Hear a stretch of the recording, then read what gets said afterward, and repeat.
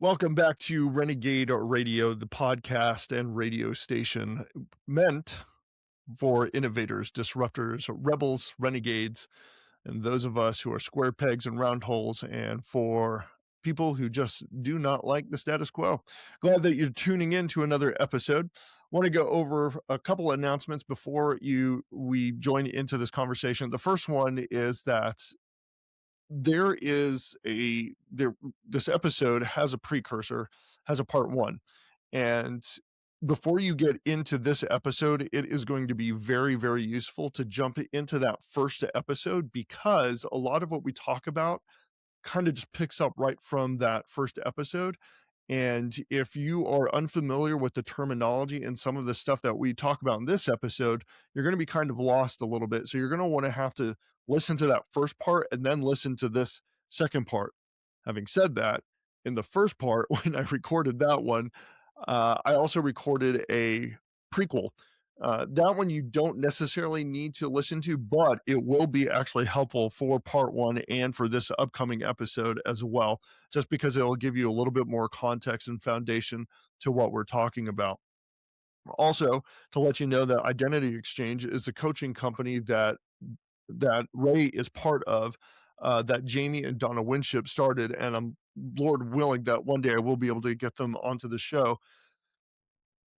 But what I wanted to say is that one, Identity Exchange is a company. So if you're looking for more resources, I'll make sure to have the link in the show notes for you. But also to let you know is that they have tons of free resources on Spotify and on YouTube. And it's amazing that how much this content it's for free. So that's the amazing part. So if you're looking for more of that, be sure to check that out. Now, having said that, is that Jamie, Donna, Ray, and myself, all of us are Christians. We all subscribe to following Jesus Christ. Now, having said that, is that if you're listening to this and you're thinking, Steve, I do not subscribe to any kind of religion or any kind of worldview or any faith system, that's great. That's okay. Super happy that you're here. Just know that there's a lot of that language that goes on that Ray and I use in this episode and in the previous ones. But just know that with Identity Exchange and just kind of some of the stuff that we talk about, just know that you don't necessarily need to subscribe to any kind of faith system. And we touch on that just a little bit through this episode. And I think we talk about it even so in the first episode too. So don't let that turn you off. Stick with it, because I really, really do believe that this can be revolutionary and life changing for you. So hang in there and just take notes. Be curious, open yourself up, because it could be actually something that you've been looking for a long time and answer a lot of questions. I'm really excited for you guys to listen to this conversation. Excited for you guys to meet Ray again. First time that that I've had a guest for the second time, and it is such a good episode that we could have easily gone 3 hours. So we're probably going to have to go into part three at some point. Well, ladies and gentlemen, without further ado, welcome to Renegade Radio, Season 2, Episode 005, with Identity Exchanges, Ray Hayes. Hello, everyone, and welcome back to Renegade Radio. This is going to be really cool because I think, if I believe right, this is the first time I'm having a guest for the second time. And fun fact that this guest, according at least to the almighty and all-knowing YouTube, the analytics are showing that this is the most watched episode. So whatever it is that we talked about is what what you guys want. So we're bringing Ray Hayes back from Identity Exchange, and going to be talking a little bit more about identity. Ray, welcome back to the show. How are you, brother? Hey, I'm doing great. Like I said, in prep for this, I watched our last episode so that I didn't get redundant. It just reminded me of how much fun we had and how good it is to be back. I appreciate it. Yeah, absolutely. Catch us up. What have you been up to? What has Identity Exchange been up to? How's coaching been? How were the holidays? Oh, Fill us in, man. Catch us up. just real quick. Identity Exchange is just exploding. Jamie Winship's book is on sale now on Amazon for a pre-sale. I think it's coming out in May. And we'll probably cover some stuff today. It'll be on worldviews and lenses that we're looking through and that type thing. And then they're expanding all over the place. It's almost like the weather here in the South at Identity Exchange. If you don't like it, wait a few minutes. It's going to change. I mean, it's very dynamic right now. What all is going on in the Winship's life and with the company. We're all very excited about it. We're just kind of grabbing on, hanging on, and riding the wave right now. But we're very excited about it. The holidays have been was very good to my family. I hope so for you. And still coaching, still available on the Identity Exchange website. So yeah, we're full steam ahead. Have you guys added more coaches in the last year?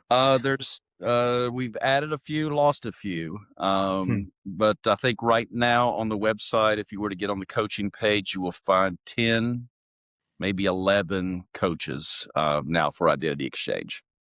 Nice. Okay. All right. Well, folks, we're not going to go jump a whole lot into what we talked to in the past. But what I will say for those of you, this is the first time that you've ever been exposed to what Ray and I are about to dive into. Um, I'm going to give you a high level overview for the most part. And then um, you can, I'll make sure to link in the show notes the previous episode. So that way you can catch up and it should make maybe a little bit more sense. And I'm sure Ray will be dropping in little hints and little nuggets from the past as well. But the idea here, for the most part, is that it's something to catch us all up. Is that there's something that in this world that we have this idea of identity, and at least in the Western world, especially here in the U.S., we're just driven by what we do, not necessarily by who we are. And from a Christian's standpoint, is that we believe that God is the one who gives us an identity which nobody else has, that He Himself knows us by, and nobody else has that identity. And it's something that is very freeing and something that's very exciting, because it's something that you already know, probably, in a lack of terminology, subconsciously. There's something that has been driving you, but you don't know what it is and you don't know how to operate in it. You just know that the world has told you to go down this, become an accountant, become a, whatever. But that thing to become was never necessarily what God had intended for you to do. So anyway, that is broad strokes of what it is, and I'm sure Ray can attest to that. But anyway, today, what I'd really like us to get into more from an identity standpoint is because identity will always precede what we do. And so who we are precedes what we do. And I want to get more into maybe more specifics of how identity applies into our lives for today's episodes, more in relation to big chunks, big things in our lives, such as work and relationships, because that seems to dominate most of our lives. And so, anyway, I'm going to turn it over to you, Ray, and we will drink from the fountain of wisdom that is. We will sit at your feet, and we will Oh just no, let it just that's wash too much over us, brother. pressure. That's too much pressure. Let's just talk. How about we just talk? We'll go back Okay, if and we'll do forth. that as All right. part, Yeah, that too works much too, pressure. man. People sitting at my feet. Okay, good. Yeah, to start this out, I mean, really, like you said, we can live in a false identity, and we have a true identity. That false identity can be formed by our experience, our trauma. It's not a bad thing always. Like um, early on, you may have had to have a coping mechanism of some sort where you said, I will never, boom, I will never be like my dad, or I will, and it helped you survive a time of trauma, maybe. But I use the false identity, particularly if you're using it to survive, is kind of like a toddler with a security blanket. It works when you're 3, but don't take it to the first day of middle school. You're going to get your butt kicked. It's not going to work. Okay. So what we find is we've developed this false identity. The world has told us who we are, what we need to be, and we're operating in that. and that will cause our anxiety, our depression, and even cause us to be separate. We'll separate ourselves in that, and so we look to find out, okay, how do we get to that true identity? Because what we're looking for is wholeness. And my definition of wholeness is when my outward expressions match my inner being. Mm. So think about that. My outward expressions match my inner being.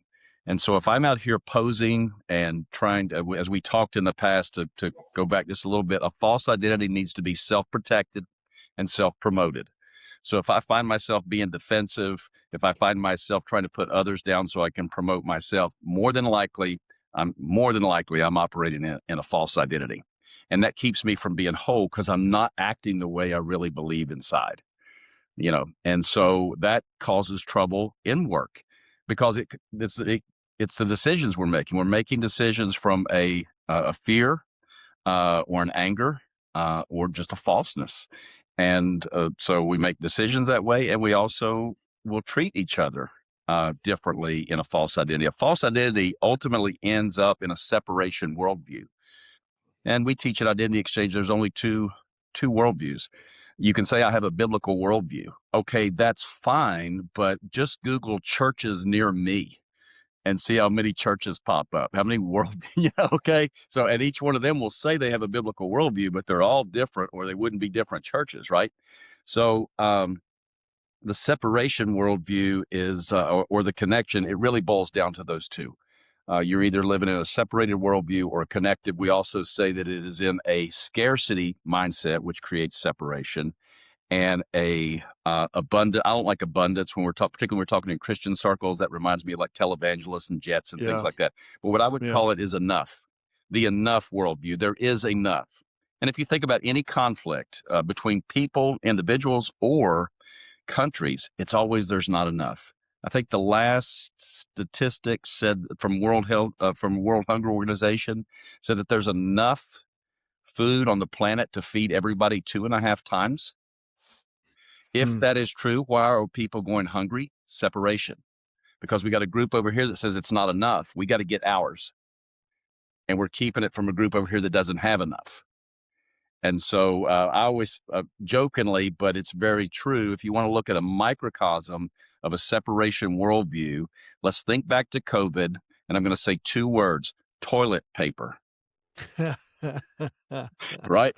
Just for a respiratory disease. I still haven't figured out what toilet paper and a respiratory Yeah. disease has in common, but Science hasn't just the, figured that one out either. yeah, just the hint that there was going to be a scarcity caused scarcity. And I saw a guy interviewed. He's coming out, with his arms loaded, and they're saying, "What are you doing?" He says, "Well, there's not going to be enough toilet paper. I'm getting some for me." And they said, "Well, there's people lined up out here trying to get toilet paper." And he was basically, "I got mine. They can find theirs." And that created a scarcity. Where if we'd all been in a connected worldview, I'm coming out with 10. I see a single mom coming in, and know there's no more on the shelf. I'm going to give her a couple if I'm in a connected worldview. And so those two worldviews is kind of what drives even false identity and true identity. I've wrote down a few notes here, and we can go in so many different directions, but something I'd like I'm gonna let to you drive the car. okay, thanks. Ooh, that's dangerous. We might be ended up spinning donuts here, right? Well, the first thing I wanted to point out is, as we were talking off camera, the thing that's been popping up quite a bit is, and you mentioned it, as well here, the first thing is about enough, and the connected worldview, and just knowing that there is plenty of resources, and one of the first ways that I've been encountering it is I've been very slowly and methodically, intentionally reading through the Old Testament, and I'm in Deuteronomy now, and so everything that the Israelites are going through the wilderness, when we would think when we were going through a very difficult season, such as, in ancient Near East, Israel would have done, there wouldn't have been any water, there wouldn't have been any food, resources would have run out really quick, and yet there was always enough. There was enough food, there was enough water, their clothing miraculously never deteriorated. And so a lot of the, so that was one way that it's been popping up. Obviously, with Jamie's, interviews, with the few that I've listened to in the last, 4 or 5 months, again, has also brought up in the fact, especially in the Lord's Prayer, that, that there is enough, uh, pointing that out.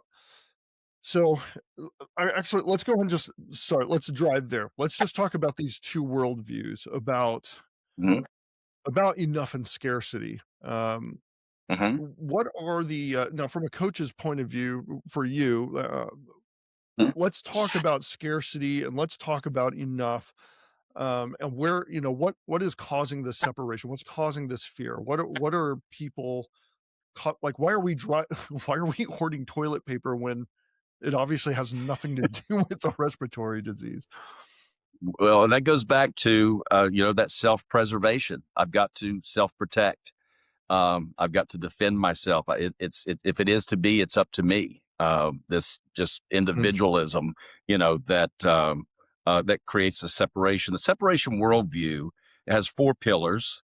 One is scarcity, right off the bat, not enough. All right, and then that creates when we live in scarcity, then we have to have certainty, and that means we've got to be certain. We become dogmatic. We may become dogmatic in our religion. We disagree with anybody who doesn't. Again, Google churches near me. There's a lot of disagreement going on even within one church. You've got all this disagreement, but everybody's certain. They've got to be certain. And then the third pillar is perfection. If I've got to be certain, then mistakes cannot happen. I have to be mm, perfect. I have to do everything right. If it is to be, it's up to me. And then what that does is turn all the focus in on self. hmm, And that's what causes the separation and the false identity. When you turn in on self, then you do have to self protect and self promote because you believe it's me against the world or hmm, my tribe against that tribe.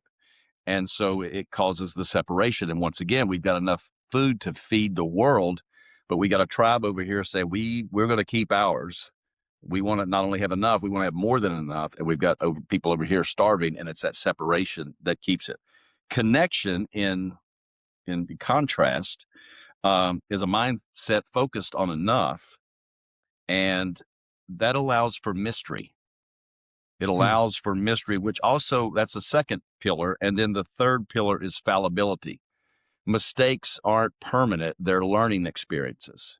And so I can make mistakes, I can be more creative because I'm not afraid to make a mistake. I can live in mystery because I don't have to be certain about everything.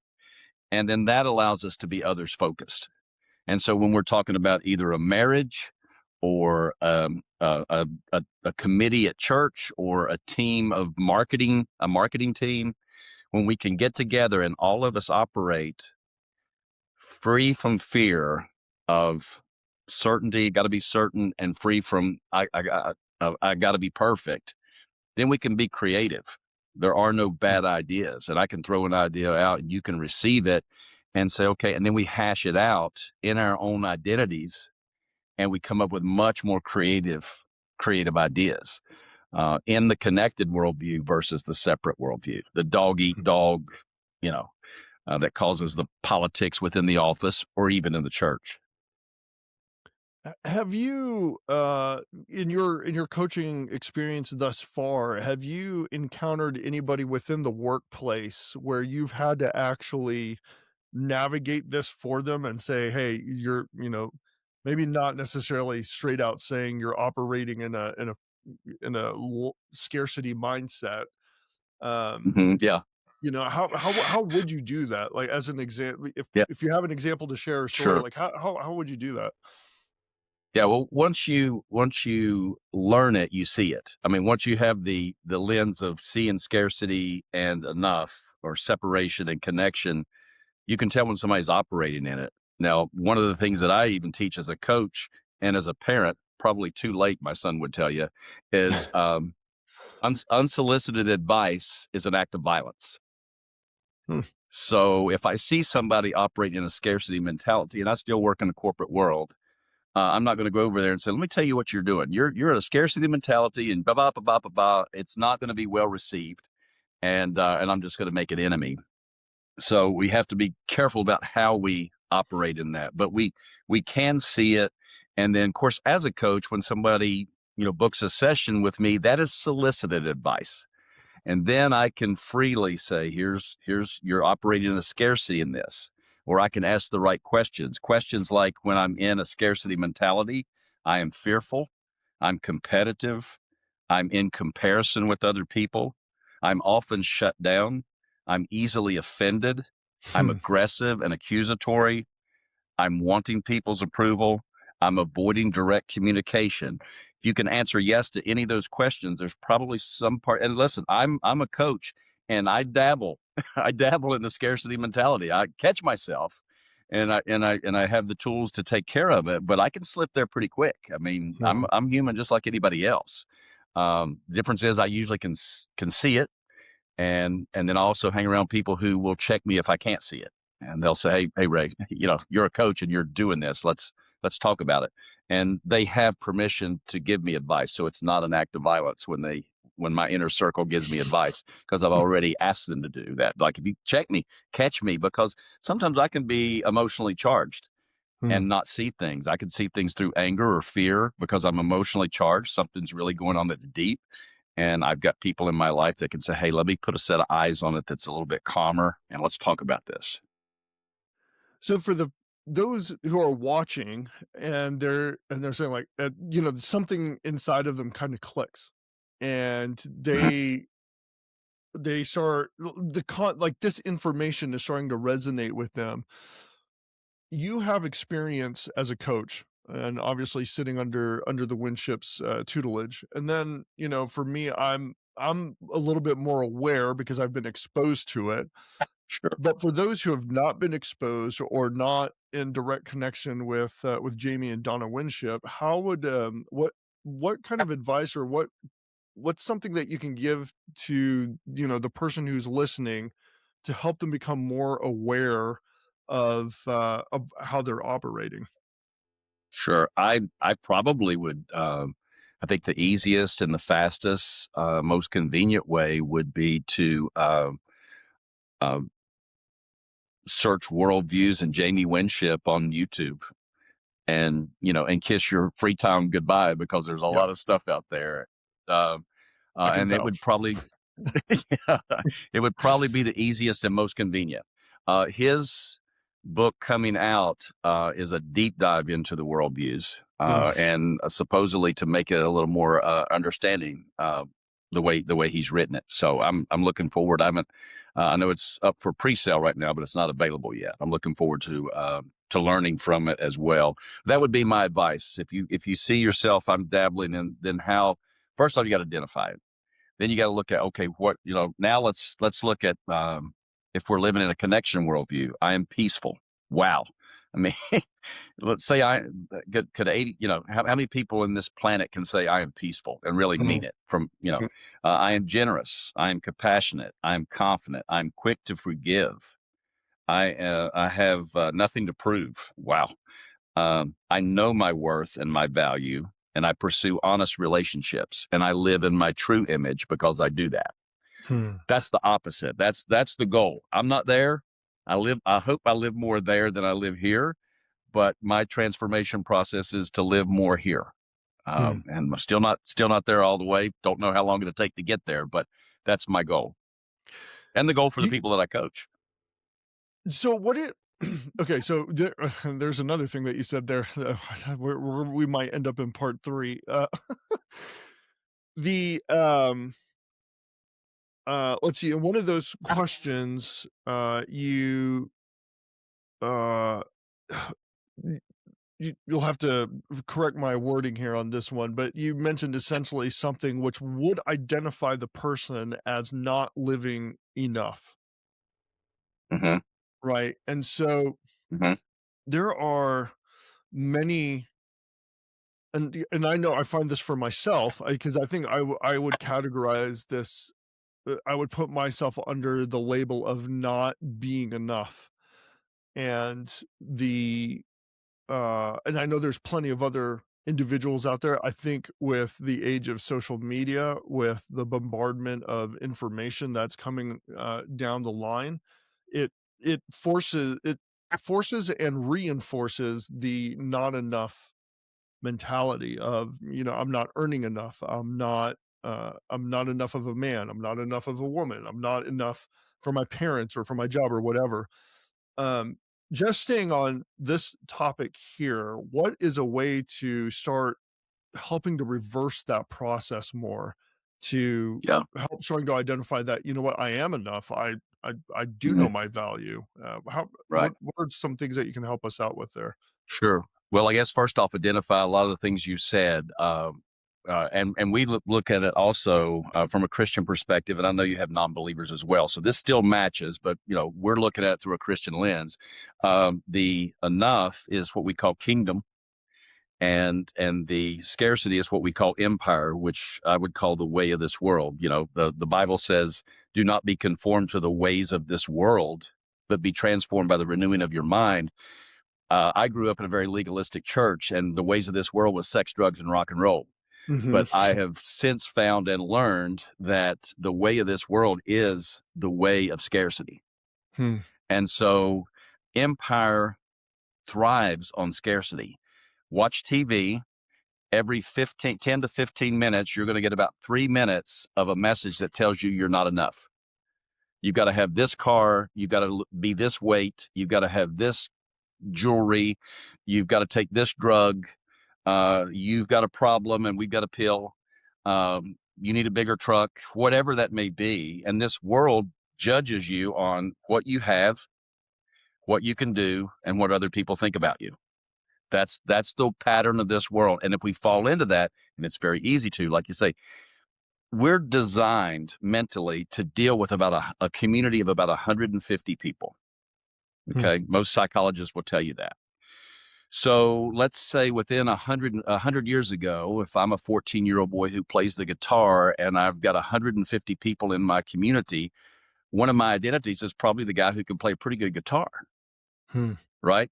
But if I have 1,000, 2,000 friends on Facebook and my algorithm is guitar, I am going to constantly see Hmm. the highlight reels of other guitarists, and I'm going to compare them to my bloopers, and I Hmm. am not going to be enough. And I think that's what's wrong with our kids. Hmm. They can't find a space, because even when they think they find a space and they start searching football or guitar or whatever that may be, that algorithm just starts showing everybody's highlight reel. Hmm. And we compare that. What was it? I compare myself to others in the scarcity mentality. And anytime we have comparison, there's only two things that can happen. We can be prideful, self-promoting, or we can be envious, and that's we got to protect, Hmm. and it puts us on the defensive. And so we're bombarded. I mean, that's why even as a coach, I find myself over there because I'm in this world too. I'm walking around in a dirty world system, an empire system, Hmm. and another characteristic of empire is people are expendable. Oh, wow. In the empire system, people are expendable. We want to try a new vaccine. People are expendable. We're going to make some money. That's empire, but people are expendable. Now I might get political, and I don't want to do that. So anyway, anyway, but that's the definition of empire is the way of this world, and what we're offered. I think even personally as a Christian, what Jesus offers is a way out of this world to live in a kingdom mindset that there is no competing and comparing in the kingdom. Hmm. I'm his son, you're his son, and we're both his favorite. you know? So we don't have to compete and compare. Yeah. Bringing up that, how people are expendable, mentality, that empire mindset, what that immediately made me think of was, when I was in, college, and not even while I'm verbalizing this with you, is that while in college, one, is that the competition level is high because, right, I am being gauged and measured by my grades, and if I don't hit my grades, that means that I'm not going to probably pass the class, which then probably means that I'm not going to graduate. So that would mean that I would always have to meet these KPIs, this measurement of sorts. And if I do not hit a certain marker, that already reinforces the, well, then you're not enough. You're not enough to graduate. You know, you weren't enough to pass the class, right? So that just popped in my head. But the thing when you were Well, Steve, originally, Steve, it's actually worse. Yeah, Steve, it's actually worse than that. Jamie was telling me about our article he read the other day. Um, 5 and 6 year olds uh, already feeling that their future is done because they tried to get in a certain preschool and they heard their parents talking. If we can't get him in this preschool, then he's not going to make it. You know, he's got to get in this preschool. And at 5 and 6 years old, this fear of the parents, the scarcity fear of the parents, being transferred to a 5 and 6 year old who already now thinks right, I'm I'm not going to I'm make not it because I enough. didn't get in this school. I'm not enough. I'm Wow. not enough. And then you go to school and they put you in the red reading group and you realize that seems like everybody in the blue reading group makes A's and B's and Mm, the red reading group is kind of CDs. I've been classified as a CD student and I take on that false identity. I am mm, dumb. I am not as smart as everybody. And then it may turn into I will never let anybody see me be dumb. And mhm, then they clam up, turn inside, become a recluse. They don't want to express their opinion because they're afraid they're dumb and it will be shot down and they'll be laughed mm, at and embarrassed. And mm. there goes that false identity, which can be a survival mechanism, but sooner or later, like that security blanket, it's got to go. We can't live there. We will Yeah, make very bad decisions from fear. From fear.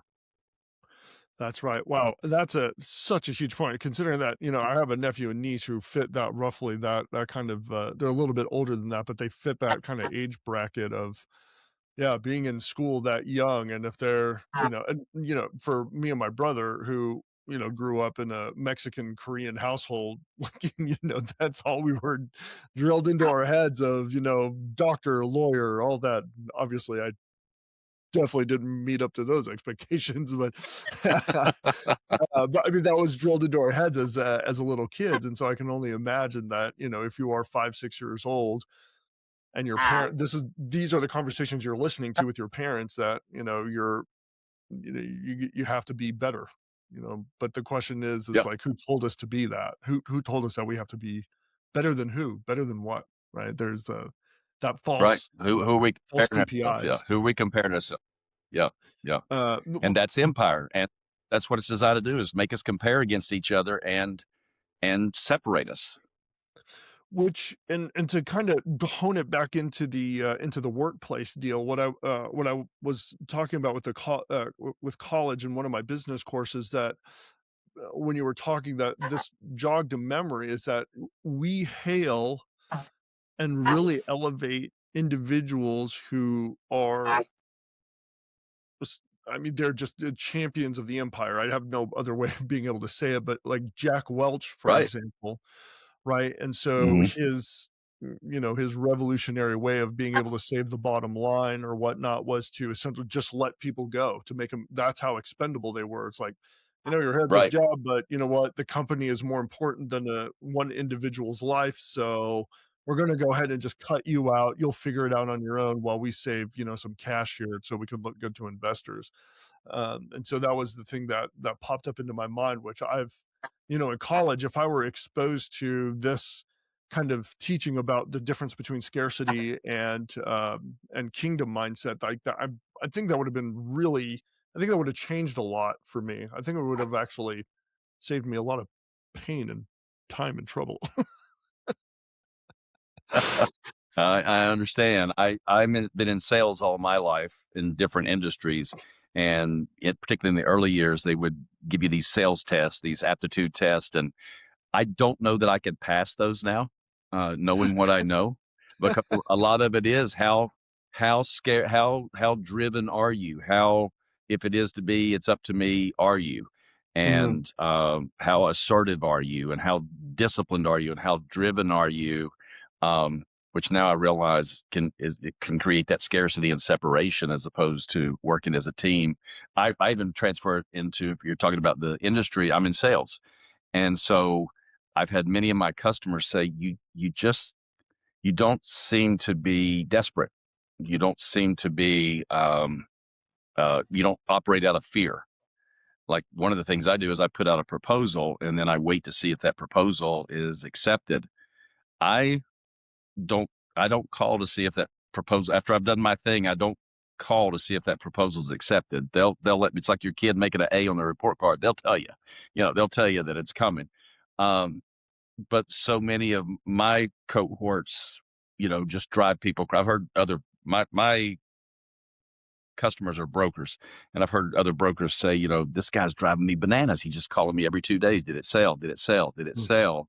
And I've had one guy say that you're the only of all your competition, you're the only one that I have lunch with, because I'm a busy person. Lunch is precious to me, and when we have lunch, we have lunch. We don't do business. We talk about sports, and we talk about our family, and we talk. Mm.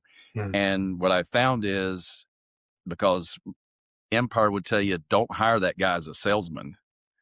But what I found is it allows me to serve people rather than use people, Mhm. and my sales pick up because of that, because I see it as a service, not as somebody being expendable. I need to talk you into something that you don't want, don't need, and can't afford, but it will help me and my family because I'm in a separate worldview. I got to get it. It's Mm. scarcely, if it's out there, I got to get it, and I got to get it from you.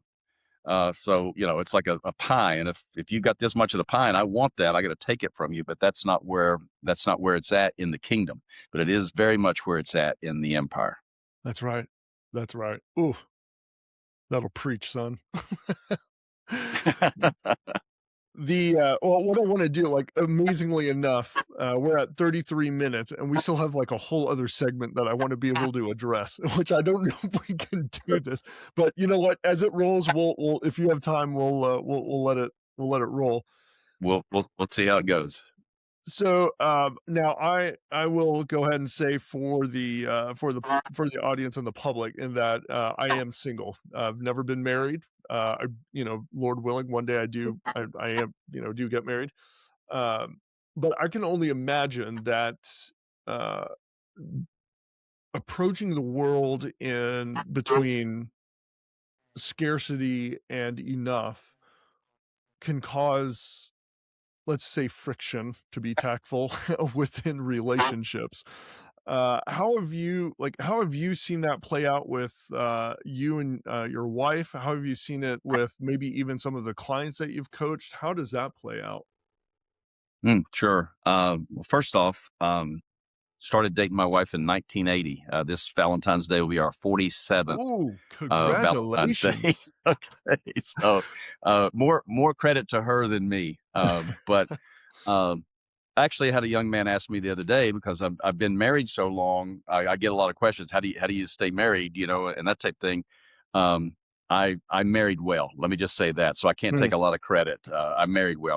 I married an angel, but um, it's because I think we've redefined love even from a scarcity. We've got one mm. word for love, and like I can say I love my wife, but I can also say I love chocolate cake.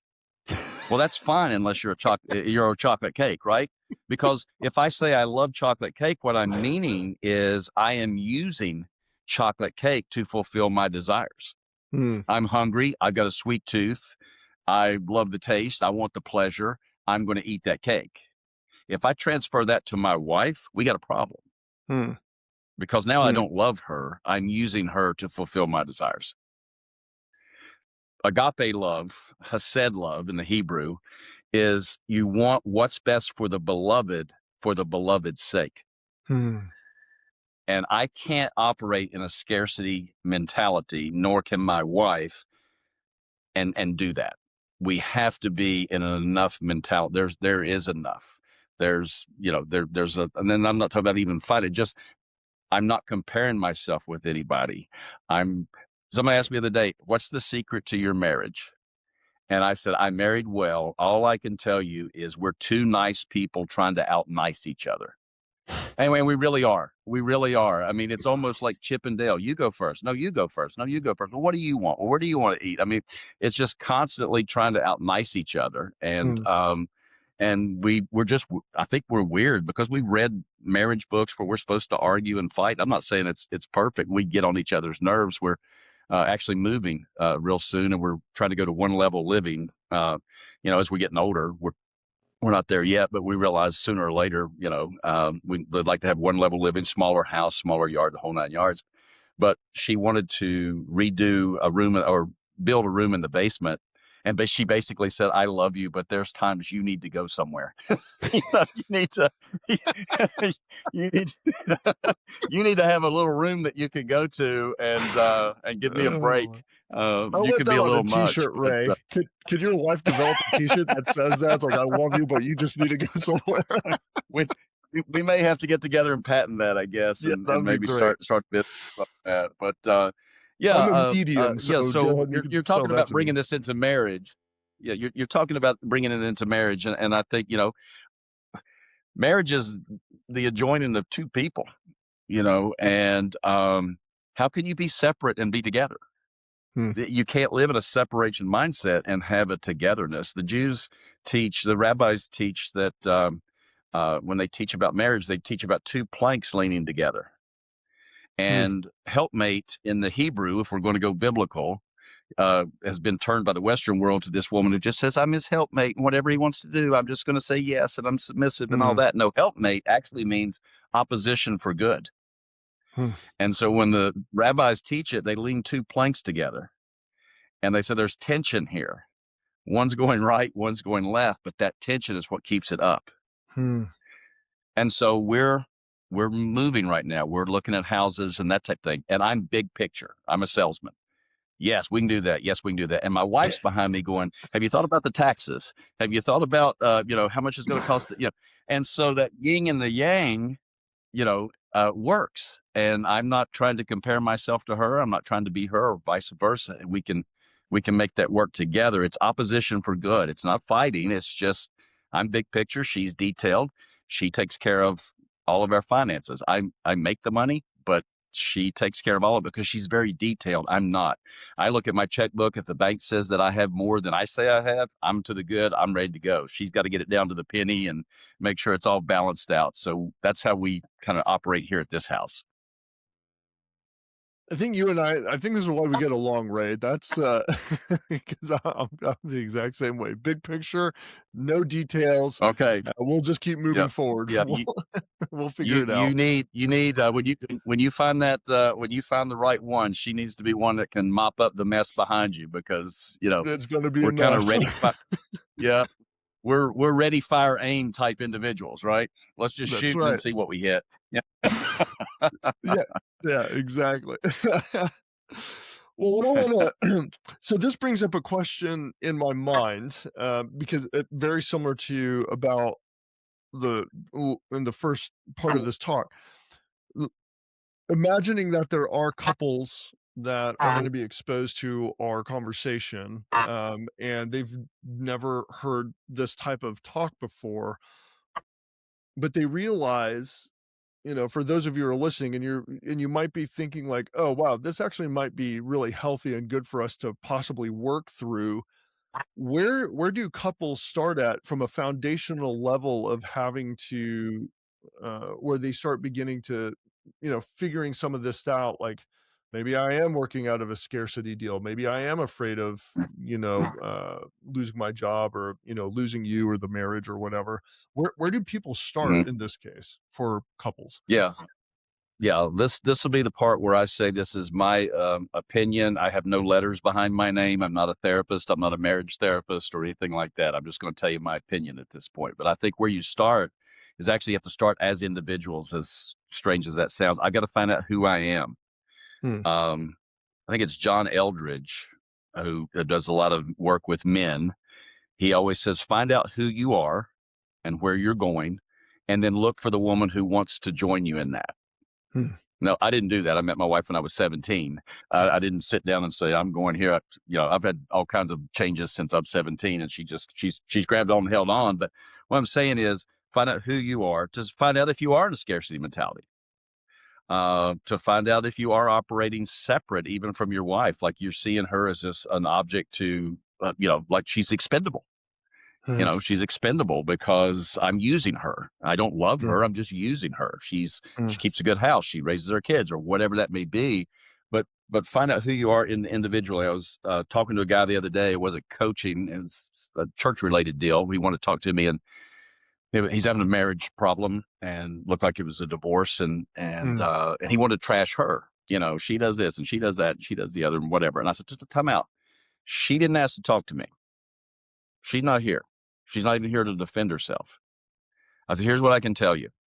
I can tell you that you're going to be divorced in 2 months, or I can tell you that you'll celebrate your 50th anniversary. But the only thing you can control is the man you are when either one of those happen.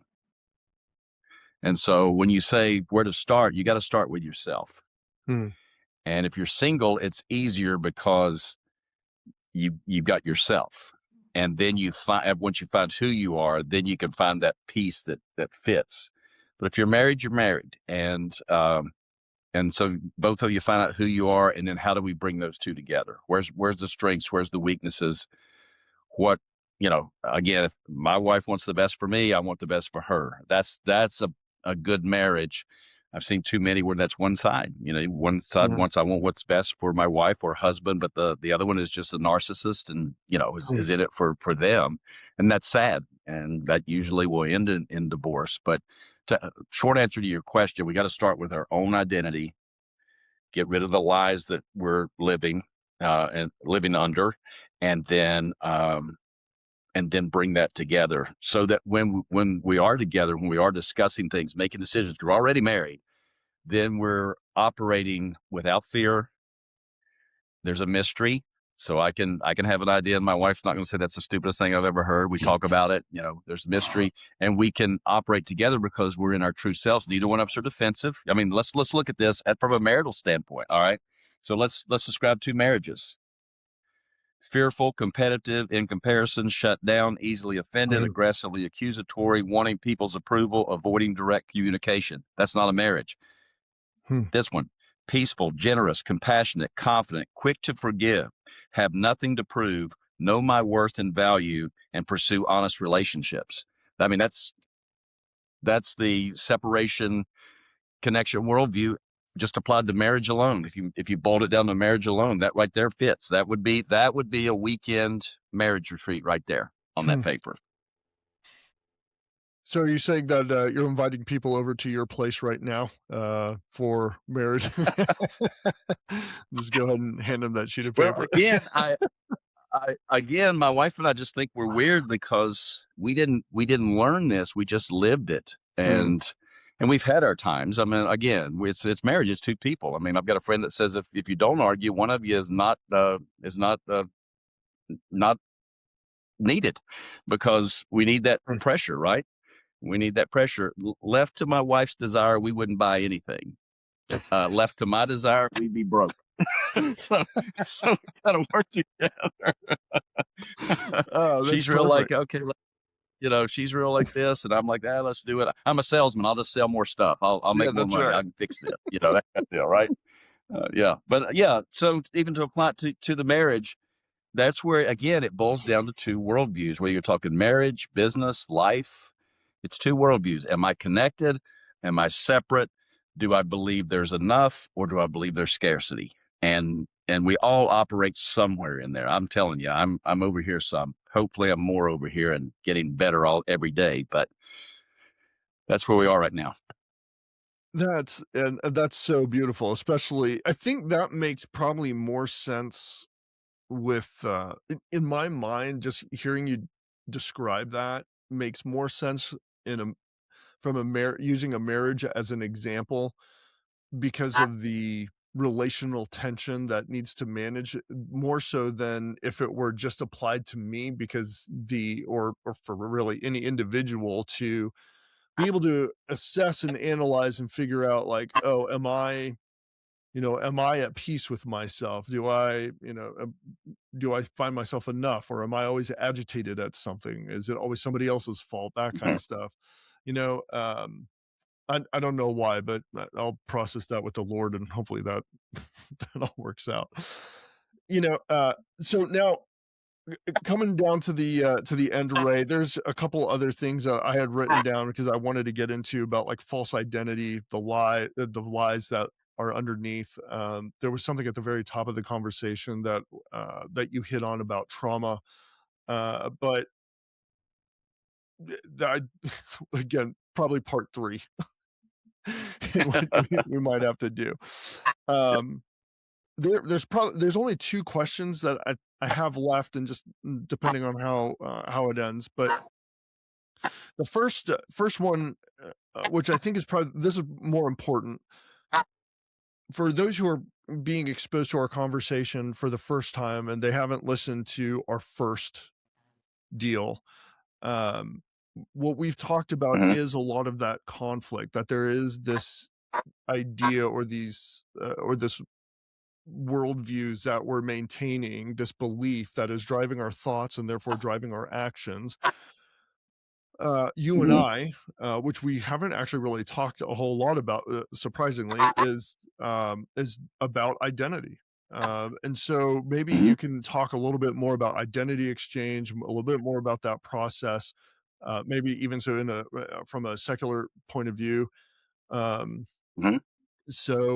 because I think that would probably a good way to start leaning toward the close, since a lot of what we talk Sure. about is like, how do we actually overcome some of these challenges and hurdles that we have in everyday life? Yeah. Um, yeah, certainly. And we talked about this a little bit in the first uh, podcast. Um, Give me that question again. I had something and I've lost it. Yeah, it's okay. It's how would it, because of the what we've discussed and brought up during this interview, Oh yeah, exactly. Yep. right? So we talked about it a little bit in the first one, but if you just wanted just a, I'm in a, I'm alone in the woods and I don't know what to do. Here's what I would do. First off, if you're a Christian, we pray. All right. But if you're not a Christian, and again, because I'm not in a scarcity mentality, people who are not Christians do not bother me. They don't intimidate me. I'm not looking to make them converts. I certainly would like to see them live in the kingdom. I found it the best way for my life to be, but that they may not have found that to be true. And so I'm not trying to, I don't have to have that certainty. You got to believe like me or we can't talk. But you probably, if you probably believe it's something bigger than you. Whether if you're not a Christian and you've held your firstborn baby, there is something there bigger than you. You might describe it as unconditional love, absolute truth, goodness of the universe, whatever that may be, but you're holding that and it's something bigger. I would suggest that anytime you find yourself in a transcendent place in the next little bit, just ask, what is truth? What is this? Identify yourself and listen and see what happens. Also, we talked about just doing an inventory. What lies am I believing? What labels have other people put on me that I have let stick? Mm, When a dad said, "Can't you do anything right? You'll never end up, you'll never be anything," and I let that stick. And what that does, again, like you're talking about, it creates our behavior. Bob Hamp talks about he didn't have a good relationship with his dad, and therefore he didn't think he could have good relationships with men. And he tried too hard because he was operating out of a false identity. These guys aren't going to like me; they're going to think I'm weird. And because he did that, they thought he was weird. I mean, we all know that guy who wants to be liked so much that he's unlikable. You're like, if you just back it down a little bit, man, we can go to lunch, but you're just too much. And what that is, that's somebody who has determined, living the lie, you're not going to like me, so I've got to go over the top to make you like me. And then mm, that becomes a self-fulfilled prophecy. So I just make an inventory list. What lies am I believing? I just bring it out into the open. Truth tell, we call it. Just boom, boom, boom, boom, boom. And then I would sit quietly. And if I'm a Christian, I'm just going to offer that list to Jesus, ask him what he does with that. Give it to him in my mind. Just, Jesus, what do you do with this? Or unconditional love, what do you do with this? Absolute truth, what do you do with this? I don't know what'll happen when you give that list to it, but something will happen to it. And then you ask, okay, then who am I? If these are all washed out, that's why it's called the identity exchange. I'm exchanging a false identity for my true self. And there is a true self. And one of the things you'll find is as you come up with your true self, you'll look back at your life and see times in your life where you were operating in that. It was almost like a Zen. I mean, you were in the zone because it was who you are. And you'll also find times that it would be attacked. Like I thought I was this, and then somebody attacked me. I talked to a guy the other day. His identity is coach, and he was just kind of wrestling around with it, and he wanted to be a coach. And in college, he didn't like the head of the department, and he ended up getting out of it, and wasn't a coach. I mean, he literally wanted to be a coach, but he heard his identity from God that it was a coach. And I said, look back and see times where you were in that mode and just felt alive. And he had several memories. And I said, now look at when it was attacked. And he had several memories of that one being one. He was on the path to being a coach, but one guy stopped it, attacked it. Because in the world we live in, in the Christian world, we believe there's kingdom and empire, where there's a king in the kingdom, and there's also a prince of the empire. And that prince definitely does not want us living in the kingdom. So he's going to attack our identity. He's going to attack truth. And he is the king of lies. And the more lies we believe, the more hold he has on us. And again, if you're not a believer, it can be yin yang, whatever. But lies and deception is what will ruin our life and keep us in that scarcity, separated mentality. However, wherever you think the source is, but it's a lie. And only truth can get you into who you truly are, so that you can make decisions from peace, generous, compassionate, confident, those type things. And you're going to make the best decisions. You're never going to, anything I can do mad, I can do better not mad. Anything I can do afraid, I can do better not afraid. Because I'm not operating in my frontal cortex. I'm operating in the lizard brain back here, just fight, flight, or freeze. And think about that when you think about a separation worldview: fight, flight, or flee, self-protection, self-promotion. Ray, this has been so good to catch up, and this I think this is better than the first conversation we had. Oh, well, thank you. Well, you drove the car, so we're going to give you credit for it. Oh, thanks, man. I appreciate that. I'm just glad I didn't spin donuts and send us careening over a cliff somewhere. You kept me wrangled. I can go way off on some tangents, so you're a very good handler. Thank you. Thank you very much. I appreciate that, brother. Well, Ray, that is our time for today, and I think that's a perfect place to be able to end. And I'll be sure to link up all your information. Would you be willing to share those questions? Because I think that could be really useful for people. When I'm looking to a separation worldview. Yeah, correct. And it could be just something that I can type up really easily to be able to share with everybody. It doesn't have to be anything formal, if you're willing I to share it. don't think, yeah, oh yeah, I don't think I have your phone number. If you'll shoot it to me, I'll just take a picture of it, or I'll just take a picture of it and email you, or however you want to do it. I don't care if you have my phone number. I don't want to put it out on the podcast, but I don't care if you have it. We're friends. Yeah, yeah. We'll talk off air here in just a second and be able to because I think that's going to be really, really useful, because for me, I like reflection questions like that for myself, because then it obviously has to force open the assumptions that I once thought I had, but now realize that those were false assumptions.